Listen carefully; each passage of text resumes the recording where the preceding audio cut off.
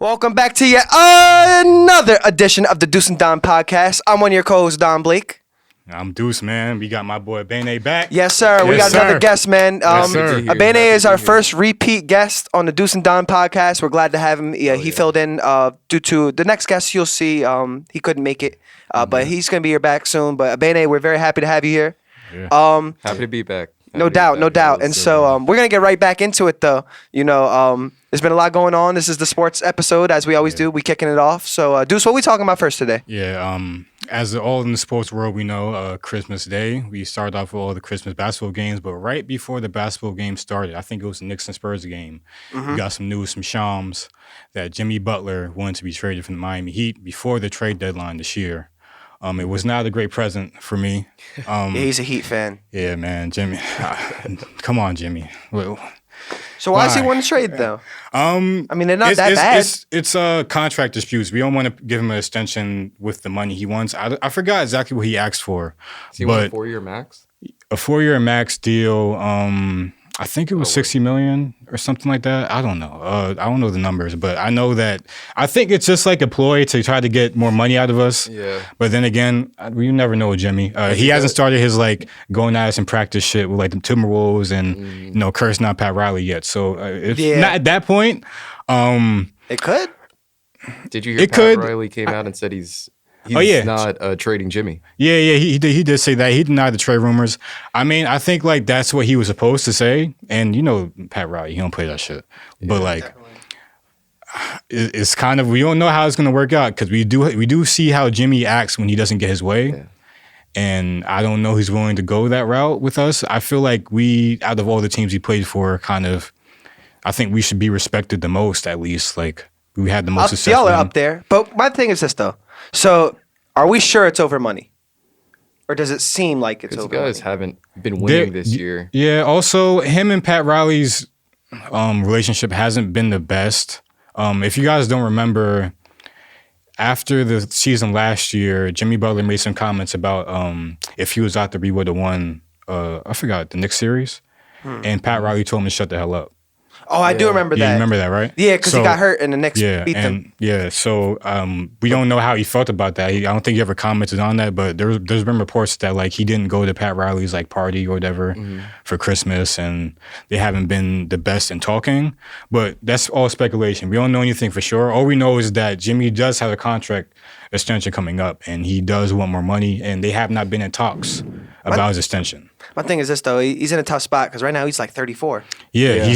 Chances are if he doesn't get his contract now, he might not get a contract because who's going to pay Jimmy all that money? The thing is, between Jimmy Butler and Pat Riley, those are two guys that don't take disrespect. I mean, we saw it with Jimmy prior with the Minnesota thing and the Philly thing. But they also Shaq with Pat Riley. You remember when Shaq and Pat Riley got into an argument in practice? Shaq said he was traded the next day. They didn't even let him know. They just said, you got home and traded. And if you guys don't remember what happened to Dwayne Wade 2016, he got traded to the Cavs. We were supposed to pay Dwayne, and Pat Riley wasn't having it. And that relationship kind of got screwed up at that point. So Pat, he really doesn't give a fuck. He really doesn't give a fuck.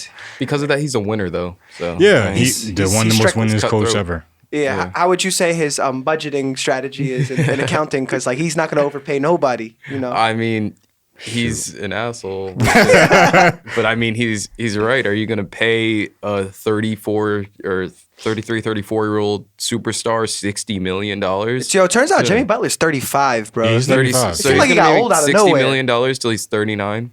We see it with Paul George right now in Philly, where Paul George has that massive contract that he got at 34, right. and now he doesn't even look as good as Tobias Harris. I even think of Kyle Lowry, for example. He got paid a lot, and then towards this is what happens when you turn 36 or 37, your play just drops off. And so a player's making that much money, they're almost untradeable if they aren't playing up to that max contract. We saw it with John Wall, Brad Beal, Russell Westbrook, Chris Paul. We saw it across the board. Yeah, bro. And think for Heat fans, you watch Jimmy play. He's basically like Kawhi. He plays 45, 50 regular season games. I don't know if he's as good defensively as Kawhi. I'm not saying like as far as like the lower management as being aspect of it. He's a great two-way player. Yeah, he's great two-way player, and in the playoffs, he definitely like he turns up a notch. Oh yeah. Playoff Jimmy. That's always been his. Kawhi and LeBron are like cut from the same cloth in that aspect. And Rondo. Love Rondo, man. Yeah, man. That's how Rajon Rondo.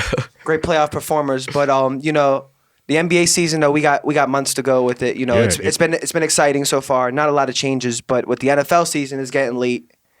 So I do want to talk about that. Did anybody watch the Christmas games? Yep, they were all blowouts, but I think we learned a little bit from the games. Obviously, the Chiefs are the Chiefs.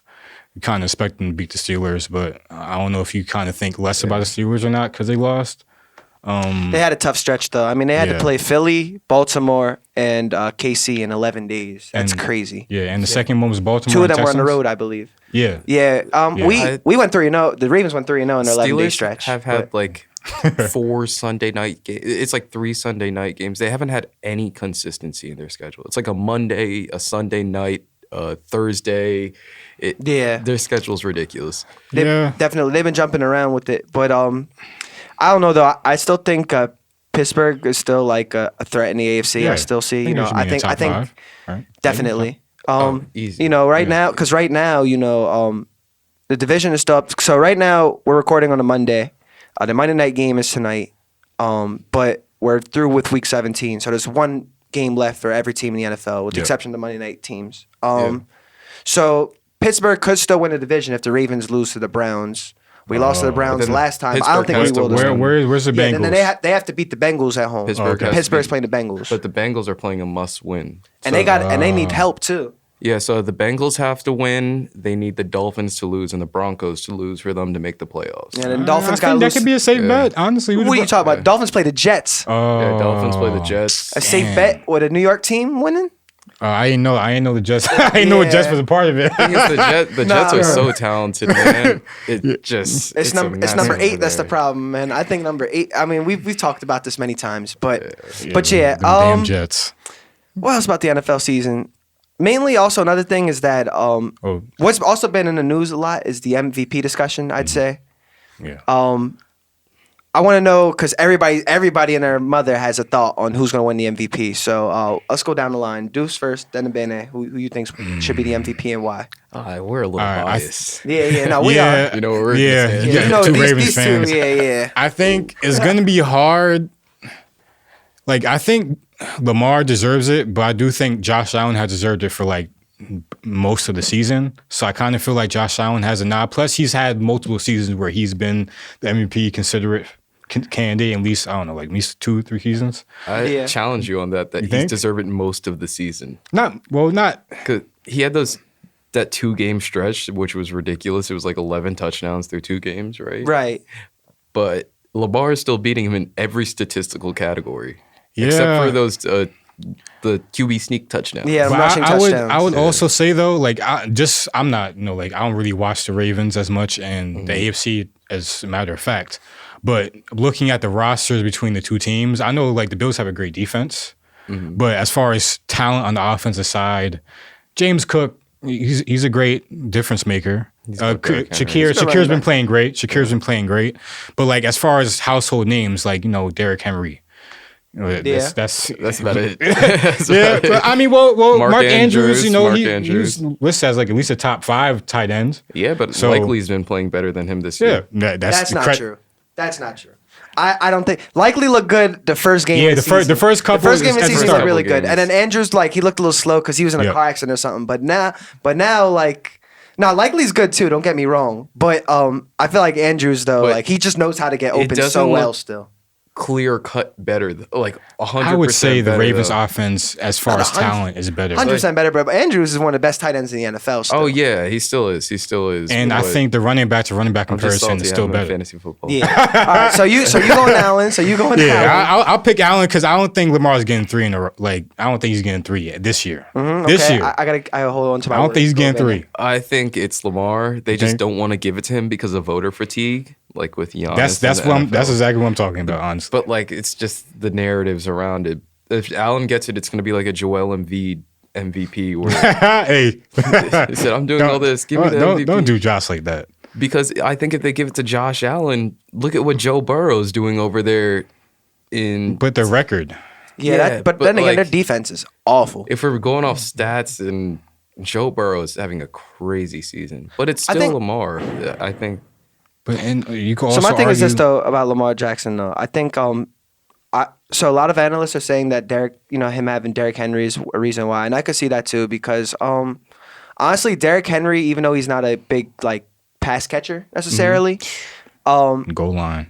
What happens is when you're in play action with him, the defenders they have to pack the ball. And so because of that, he's getting Lamar Jackson's receivers are getting more open this year. I will say. Yeah. However, Lamar, there was times in his career where he was very turnover prone. In terms of protecting the football and sometimes throwing boneheaded picks. But this year he's been damn near perfect. I mean, he's only had.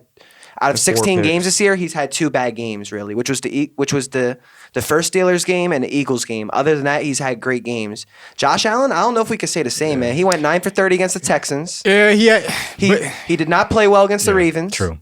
Lamar has 4 picks and none of them are his fault. Yeah, it's like he hits the receiver, or one of them was. Oh man! Then again, Bateman stopped running on that. It bounced off the receiver's chest into the DB's hand. Yeah. And he's on pace to put together, it's like the best QBR of all time, right? The quarterback rating? I think his rating is... Or it's like up there. It's like one of the better... 120 plus right now. But he's on pace for one of the best quarterback ratings of all time. But and what seed is the Bills? They're 2. They're 2, and the Ravens are what? 3 right now. Okay. Bills got 2 more wins. Yeah, it's 2 games up. What I'll say is that I think the Bills have the better defense. The better defense. Although the Ravens defense, I've been attacking their defense all year in the podcast. They got the lately they've been looking good, man. Lately they've been looking better. I'm very proud. They call them the Ravens the Legion of Room. The Legion of Room. I've never heard that. Legion of Room. So hey, Marcus Williams, he a part of the Legion of Room. I think part of why you about to take that. Getting gapped every single play. What happened was the Ravens took number 32 out of the secondary, and they replaced him with number 29, Ardarius Washington. He's an undrafted free agent. That man, he's like, man, he might be our height. But he's aggressive, man. He was the one who forced a fumble on Russ the other week. So I think he's been a big reason why we turned our defense around. But I just. I am biased. I am a Ravens fan. Yes, Derrick Henry does help. We're biased from the side of the room, but it's okay. You guys are right. You're Ravens fan. Yeah, we got to, But then again, I'm just going off what my eye sees. Like that, to me, the best quarterback in the regular season this year is Lamar Jackson. Yeah. And I think that we obviously wouldn't have nearly as many wins without it. I couldn't say the same for the Bills. I feel like they could probably get some wins with Trubisky in there. Hey, honestly, Lamar, I feel like without Lamar, we probably wouldn't even have a Josh Allen. To be honest, the way they play. I would say more Cam Newton. Yeah. Cam Newton and Josh Allen. I would say just because he's not as fast as Lamar, obviously, so he's not doing the spectacular jukes and spins. But but he's strong though. He could take hits. Cam definitely was ahead of his time in that mold. And because of that, the coaches allow Josh Allen to do more of that. Yeah, as long as he doesn't get hurt, man. Because that's why I want Cam Newton.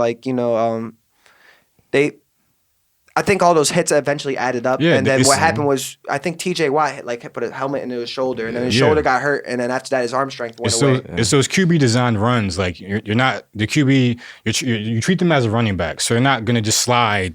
After the read option, unless they're get caught in the backfield or something, they have to force a sack or whatever. Yeah, they want to push forward. Lamar. He's smart. He gets out of bounds. He's more shifty, so he's avoiding the contact. Josh Allen, Cam Newton, they're going for the contact. They're trying to get the extra yardage that way instead of the finesse way. You know how that works, even for running backs. It's really scary too. Yeah. All right, so real quick, because we don't got a lot of time left in the sports episode, we're going to end it off like this. I'm going to go across the room again. Who you got in the Super Bowl? We've been asked this a few times. We're gonna see how Deuce is feeling now. So you know what, man? Originally, I'm pretty sure I said Lions. Did we say Lions? You said Lions, Ravens originally.